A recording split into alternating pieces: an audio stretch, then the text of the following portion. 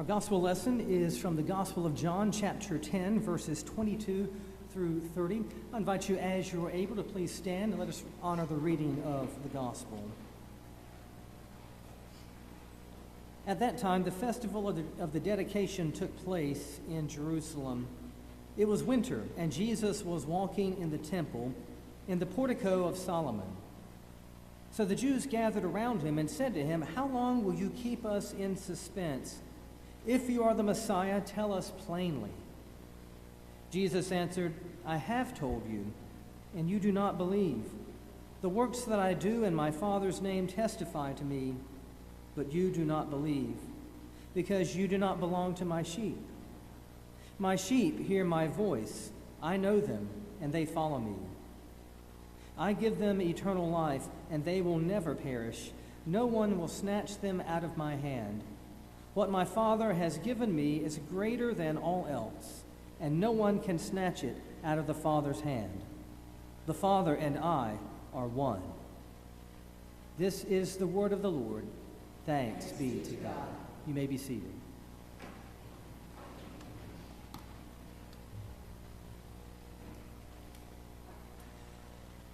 About the only experience that I have with sheep or lambs is when I put on a wool sweater in the winter, or whenever I enjoy a delicious gyro sandwich at my favorite Mediterranean restaurant. And to my knowledge, I don't think I've ever met a shepherd, and if I have, then I didn't recognize them. They didn't look like what I expected them to look like. Dr. James Howell, who is the senior pastor at Myers Park United Methodist Church, says that the first shepherd that he saw in Israel was wearing an Elvis t-shirt and galoshes and was carrying a giant switch that he swatted at his unruly sheep as he shouted at them in profanities. The fourth Sunday of Easter is traditionally called Shepherd Sunday, with the assigned scriptures pointing to Jesus as our good shepherd. Jesus is also called the Lamb.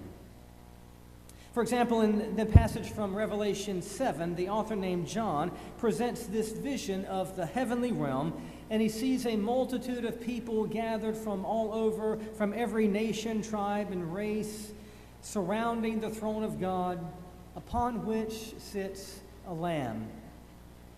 John first mentions this lamb back in chapter 5, when he has this vision of the heavenly throne room, and he sees this indescribable heavenly being on the throne holding a scroll that represents the judgments of God.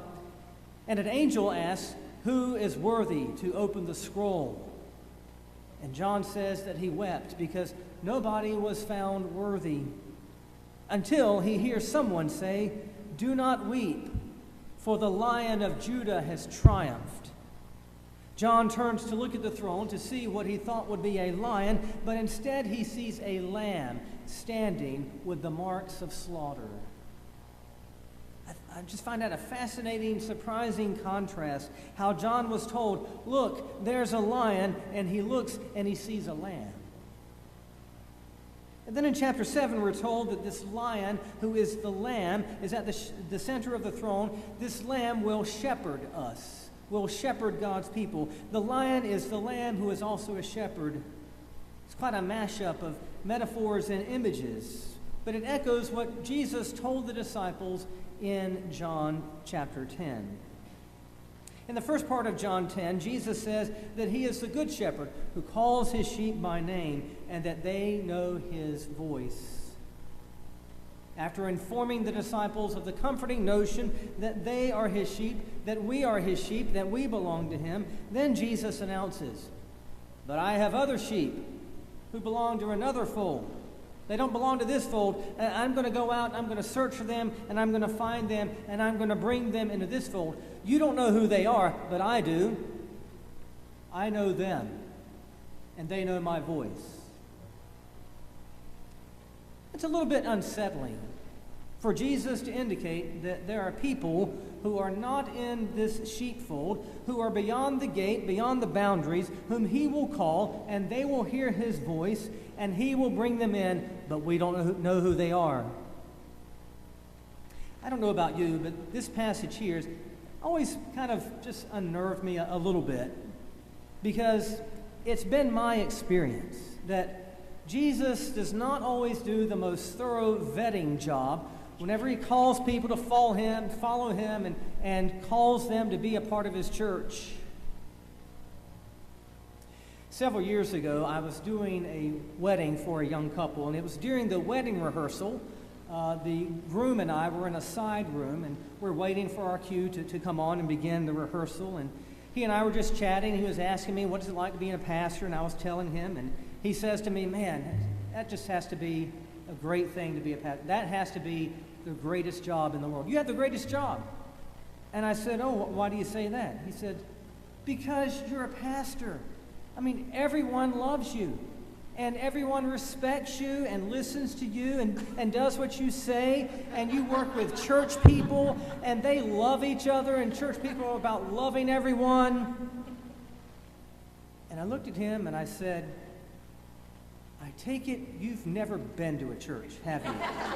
Certainly not some of the ones that I've served. Have you met some of the people that Jesus works with? Jesus calls all sorts of people to follow him, to be a part of his fold. Usually whenever you look at a sheepfold, you can tell where the boundaries are. You can see it. It's made of stone or brick, or it's got a wooden gate around it. It has a padlock on it. There's a gate or a door. Someone's in charge of who gets in and who gets out. But apparently not so with Jesus' sheepfold. Only he knows who belongs. Only he gets to say who's in and who's out. Only he sets the boundaries. In John 10, Jesus gets into a conversation with some of his fellow Jews, a crowd of Jewish leaders who have been following him. And they say to him, no more of this, mystical mystery. Tell us plainly if you're the Messiah or not. It's either yes or no. No more ambiguity, no more parables or mystery, no more evading the question. If you are the Messiah, then just tell us plainly. But Jesus will have none of that. He tells them, I've already told you, and you would not believe. And you do not believe because you do not belong to my sheep. Tough words from Jesus. Let me offer just a couple of pastoral observations about this particular passage and the broader topic at hand. In my experience, I've often been asked by very sincere people, why didn't the Jews and all those who first saw Jesus and walked with him 2,000 years ago, why didn't they just accept him as the Messiah? I mean, it was plain for all to see. And while that is often said with great sincerity, there's a bit of arrogance in that statement, in that claim. I mean, what makes us any different than the original disciples 2,000 years ago who witnessed Jesus, who heard him, who saw him, who touched him in the flesh? Such a view assumes that believing Jesus is the Messiah is as easy as believing and knowing that 2 + 2 is 4. It's easy to make that claim 2,000 years after the fact. The underlying assumption is that if we had been there, if we had been with Jesus, if we had seen him, heard him in the flesh, followed him, could have touched him, could have seen him face to face, we would have had no trouble believing anything he said. Oh, how we think highly of ourselves sometimes, don't we? I think we need to adopt a posture of humility for the people who did not embrace Jesus 2,000 years ago, and for the people who today do not embrace Jesus. After all, we can be prone to putting Jesus to a kind of test, to proving himself to us. Let's be honest. How many of us have prayed a prayer that has conditions to it. You know, it's the ones that begin with, Lord, if you'll do this one thing for me, I promise. I will give more to the church. I will volunteer more. I will go to church more. Lord, if you really care about me, if you really love me, then you'll do this for me. Fix my marriage. Heal my loved one. Help me with my finances. Help me get that job that I want. That's really no different than, Jesus, tell us plainly if you're the Messiah or not, and we will believe. Jesus responds, you do not believe because you do not belong to my sheep. We tend to think people belong once they believe a certain set of things or ideas or assumptions. But Jesus reverses the whole thing. He tells the crowd that they struggle to believe because they don't belong. We assume that they don't belong because of their refusal, their intentional refusal to believe, their hardness of heart. And that may be the case to some in the crowd. But what if it was also more that they did not feel worthy? They could not conceive of themselves as belonging to Jesus' sheep, to his fold. We tend to think that when we believe the right things in the right way, in the right order, then we've earned the right to belong. But with Jesus, belonging is not an achievement. It is a gracious gift. We don't know what motivated the crowd that day when they demanded Jesus to speak plainly. So collectively, there are probably mixed motives to go around, as is with any crowd. But I'm really haunted by his words. You do not believe because you do not belong. Jesus calls those who follow him, who hear his voice, he calls them his sheep. Someone once noted the difference between cattle and sheep. To herd cattle, to get them to go where you want them to go, you've got to stand behind them and you've got to yell and you've got to shout. You've got to make all kinds of hand gestures. You've got to yell at the top of your lungs. This is also a parenting technique. It does not work a lot of times. But with sheep, it's the opposite. With sheep, you have to stand out front. You have to call to them. You have to plead with them. They have to know your voice and trust you enough to follow you. The great Louis Armstrong was once asked, "What is jazz?" And Armstrong is said to have replied, "If you have to ask, then you'll never know." Perhaps his answer implied that jazz is something that can't be explained, it can only be experienced. And once you've experienced jazz, then you don't need an explanation. Some things have to be experienced before they can be believed or known or comprehended. Maybe it's that way with Jesus and following him.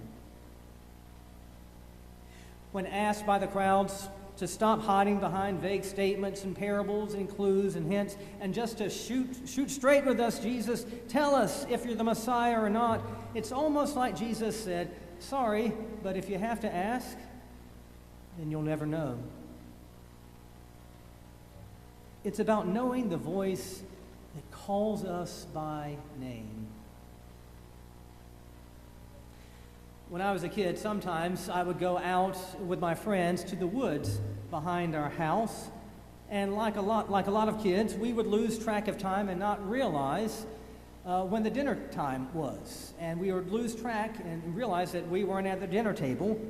And so while my friends and I were outside just having the time of our lives, playing in the creek or swinging on rope swings, inevitably I would hear my mother's voice breaking the fun, calling from the distance, Duane Richard Partin.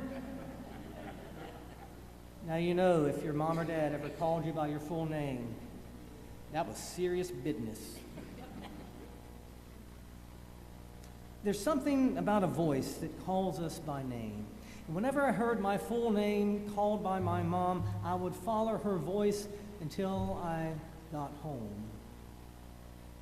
There's something about a voice that calls us by name that leads us home. Whether you feel it today or understand it right now, Jesus says you belong. Jesus is the Lamb who is also the shepherd. And not just any shepherd. We're told that Jesus is the good shepherd. Jesus tells the disciples, he's not like other shepherds. He's not like the false shepherds who will abandon them or forget about the sheep. In fact, Jesus told a parable about a man, presumably a shepherd, who had 100 good sheep, and one of them strayed away and got lost. One sheep just got wandered off from the 99. And Jesus asked, which one of you, having lost one sheep, would not go out and search for that sheep until you found it? And of course, the unspoken answer is, nobody's going to do that. Who on earth would do that? You've got 99 smart sheep who knew to stay together. Why would you go off and risk leaving them to fend for themselves from bears or wolves or lions or tigers? Why would you go into the woods, into the wilderness, to search for one stupid sheep? Nobody would do that. And the other unspoken thing is, Jesus would. The fold is not the fold until all are together. Even with the 99 sheep that remained, the fold was incomplete without that one lost sheep. That's how intimately invested the Good Shepherd is with us. The Good Shepherd wants every human being to know that they count, that they matter, that they are created in His image. And that even though they are prone to wander, even though they have broken their promises, even though they have fallen into sin, God still goes and searches for them, calls them by name, calls them to turn to Him. Our relationship with the shepherd is based on who the shepherd is rather than on who we are or what we've done or what we've not done. The good news is that this relentless pursuing good shepherd promises to search until He finds, to keep His sheep in His fold. Take comfort in the fact that Jesus says that you belong to Him. You are in His flock, not because you have passed a morality test or a theology test or a Bible test, not because you're the most moral person, not because of your right beliefs, but simply because Jesus has graciously called and you have heard. May we who gather today take comfort in knowing that we are known by name, even in the face of doubt or despair or discouragement. Take comfort in knowing that no one can snatch us from the hand of the Good Shepherd, who declares to us that you belong to me. Thanks be to God. Amen.